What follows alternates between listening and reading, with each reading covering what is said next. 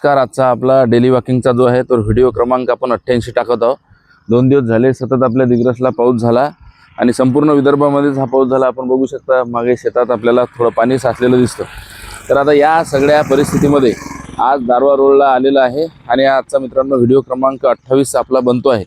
तर आपली दैनंदिन वॉकिंग चालू राहावी आणि आपण या माध्यमातून जे आहे तर रोज 1 तास आपण स्वतःसाठी दिला पाहिजे. मग ते वॉकिंग करा किंवा मग व्यायाम करा किंवा योगासनं करा. आताच आपला आंतरराष्ट्रीय योग दिन होऊन गेला. तर याचे फायदे मी सांगितल्यापेक्षा जे लोक समजा 1 तास सकाळी स्वतःला देत नाहीत, बरेचदा जॉबच्या ना काहींचा सकाळी जॉब असतो, त्यावेळेला आपण सायंकाळी पण 1 तास स्वतःसाठी रिझर्व ठेवा. कारण 24 तासापैकी आपण 1 तास देणे म्हणजे स्वतःचं आरोग्य आपण मित्रांनो पुढील भविष्य जे आहे तर त्यामध्ये आजकाल आपण पाहतो की सगळ्या भेसळयुक्त वस्तू आपण खात आहोत.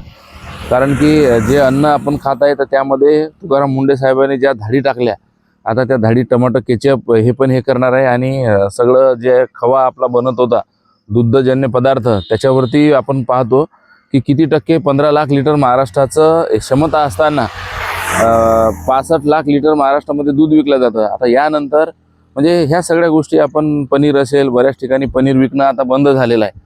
बऱ्याच हॉटेलमध्ये ते आता मिळतही नाही आहे कारण की डुप्लिकेट याच्यावर सगळ्या धाडी चालू आहे. आणि नंतरचा मुद्दा आपला असा आहे मित्रांनो की आता त्यांनीच एक आदेश काढला की बाटली बंद पाणी त्याची आता तपासणी होणार आहे आणि प्रत्येक जे हॉटेल व्यावसायिक असेल त्यांना आता स्वच्छ आणि निर्मळ पाणी सामान्य ग्राहकांना जोपर्यंत ते बॉटल मागणार नाही तोपर्यंत पुरवणं त्यांना तसे आदेश आता मुंडे साहेबांनी काढलेले आहेत.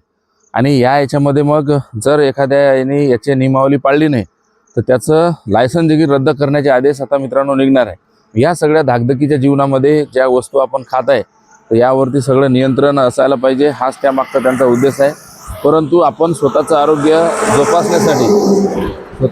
जोपासण्यासाठी मित्रांनो 1 तास स्वतःसाठी काढून ठेवा आणि निश्चित तो स्वतःच्या आरोग्याला द्या. त्याचा डेफिनेटली फायदा आपल्याला होईल. आजचा व्हिडिओ आपण इथे समाप्त करूया. भेटूया पुढील व्हिडिओमध्ये. तोपर्यंत धन्यवाद.